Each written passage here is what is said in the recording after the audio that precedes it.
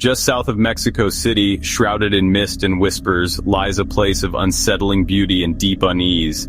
It is known as La Isla de las Muñecas, the Island of the Dolls. Nestled in the ancient canals of Xochimilco, this small island is a spectacle unlike any other. Its trees, once vibrant with life, are now draped with hundreds upon hundreds of decaying dolls. Their lifeless eyes stare out from the shadows, their limbs twisted and broken, their porcelain faces cracked and weathered. The canals of Xochimilco are normally a place of vibrant life and color. Tourists flock to the brightly painted trajineras, traditional boats adorned with flowers, to enjoy music and food as they float along the waterways. But a sense of foreboding descends as one approaches the Island of the Dolls. The laughter and music fade, replaced by an unsettling silence broken only by the rustling of leaves and the lapping of water against the shore. The Island of the Dolls is a place where childhood innocence has been twisted into something grotesque and unsettling. It is a place where the veil between our world and the next seems thin, where the air itself hums with a palpable sense of the supernatural. This is not a place for the faint of heart, but for those brave enough to venture into its depths. A chilling tale awaits. The story of La Isla de las Muñecas is inextricably intertwined with the life of Don Julián Santana Barrera, a man who renounced the world and made the island his sanctuary. In the 1950s, Don Julián, haunted by a personal tragedy, sought solace in the isolation of the island. It was there that he experienced an event that would forever transform the island from a place of peaceful solitude into a macabre spectacle. One fateful day, as Don Julián tended his small garden, he heard a child's scream echoing across the water. He rushed to the canal's edge, his heart pounding with dread. He saw a small girl, her limp body caught amongst the reeds near the bank. Don Julián desperately tried to save her, but it was too late. The girl, her face pale and lifeless, was gone. Days turned into weeks, and the memory of the drowned girl continued to haunt Don Julián. Then one morning, he discovered a doll floating near the same spot where he had found the girl's body. The doll, its porcelain face cracked and worn, seemed to stare at him with an eerie intensity. Don Julián believed it was a sign, a message from the dead girl's spirit. Driven by a mixture of grief, guilt, and perhaps fear, Don Julián felt compelled to appease the spirit of the drowned girl. He retrieved the doll from the water and carefully hung it on a tree as a makeshift memorial. He believed that by doing so, he could somehow protect the island from further tragedy and perhaps ease the restless spirit of the child. As the years passed, Don Julián's act of remembrance transformed into a singular obsession. He began scouring the canals and garbage heaps of Mexico City, collecting discarded dolls of all shapes and sizes. He carefully carried them back to his island sanctuary, adding them to the growing collection that adorned every tree and structure. Some were missing limbs, others had eyes that seemed to follow visitors with an unnerving gaze. Don Julián saw each doll as more than just a discarded toy. He believed they were vessels for spirits, both benevolent and malevolent. He would often spend hours talking to the dolls, whispering to them as if they were his confidants. He would even rearrange them, convinced that they moved on their own during the night, their positions shifting with the unseen currents of the spirit world.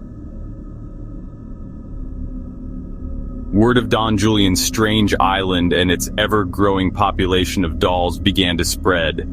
Locals, at first wary, began to whisper of strange occurrences on the island. Some claimed to have seen the dolls moving their heads or limbs, their lifeless eyes seeming to follow them as they passed.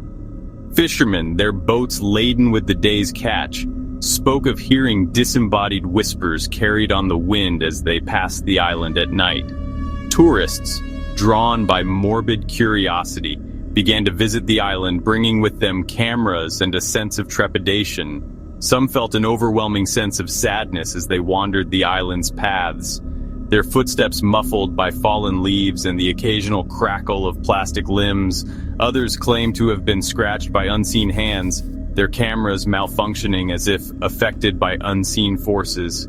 Stories abound of visitors feeling a cold breath on their necks despite the humidity of the Mexican air, of giggles echoing from the depths of the island, and of dolls blinking or turning their heads to watch them. There are tales of people feeling an oppressive weight on their chests, as if an unseen entity were trying to suffocate them. Many leave the island shaken, convinced that they have crossed a boundary into a realm where the living and the dead exist in uneasy proximity. Stepping onto the island feels like stepping into a forgotten fairy tale, one where the magic has long since soured. The air is thick with the smell of decay and the scent of incense, a faint reminder of Don Julián's attempts to appease the spirits he believed inhabited the island. Sunlight struggles to penetrate the dense canopy of trees, casting the island in perpetual twilight. Paths wind through the island, barely discernible beneath the layers of fallen leaves and discarded toys. Dolls hang from every available surface: trees, fences, the walls of Don Julián's dilapidated cabin. Some are dressed in faded finery while others are naked, their plastic bodies exposed to the elements. Their expressions range from serene to downright menacing, their painted eyes seeming to follow your every move. The silence is broken only by the rustling of leaves, the cawing of crows circling overhead, and the occasional whisper of fabric as a doll sways in the breeze. It's a silence that amplifies every creak and groan of the island, making you hyper-aware of your own heartbeat, your own breath. The unseen gaze, a palpable presence.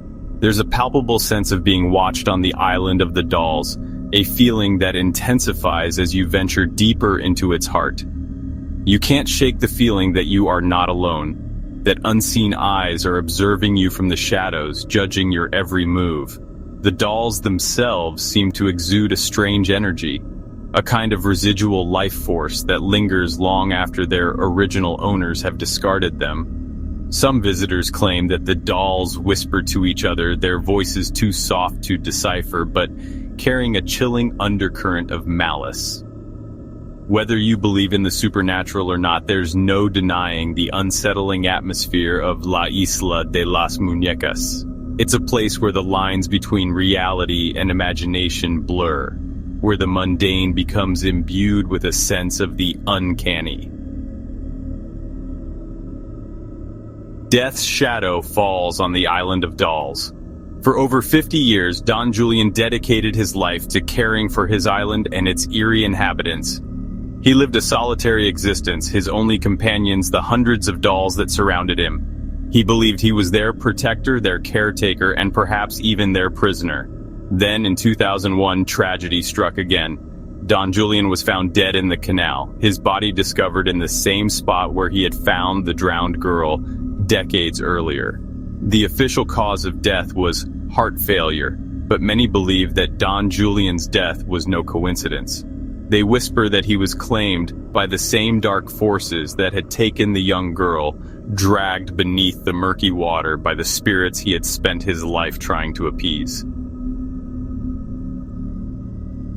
The legacy of La Isla de las Muñecas. Today, La Isla de las Muñecas remains a popular destination for tourists seeking a brush with the macabre. The island is now maintained by Don Julián's family, who continue to add to the collection of dolls, ensuring that his legacy, however unsettling, lives on. Visitors from all over the world come to pay their respects to Don Julián and to experience the eerie beauty of the island for themselves. Some bring gifts for the dolls, leaving them at the foot of trees or carefully attaching them to branches. Others come to seek answers, hoping to catch a glimpse of the supernatural, to feel the touch of the unseen world. Whether you believe the stories of hauntings and restless spirits or not, there is no denying the power of La Isla de las Muñecas. It is a place that stays with you long after you've left its shores, a haunting reminder of the fragility of life, the enduring power of grief, and the mysteries that lie just beyond our understanding. Conclusion: a haunting pilgrimage. The Island of the Dolls is more than just a tourist trap. It is a testament to one man's grief and his unusual way of coping with loss. It is a place where the veil between the living and the dead seems thin, where the air crackles with a palpable sense of the unknown. The dolls, with their vacant eyes and unsettling smiles, serve as a constant reminder of the impermanence of life and the haunting beauty that can be found in decay. A visit to La Isla de las Muñecas is not for the faint of heart, but for those brave enough to venture into its unsettling embrace. It offers a glimpse into a world beyond our own, a world where the spirits of the dead may yet linger and whisper amongst the trees.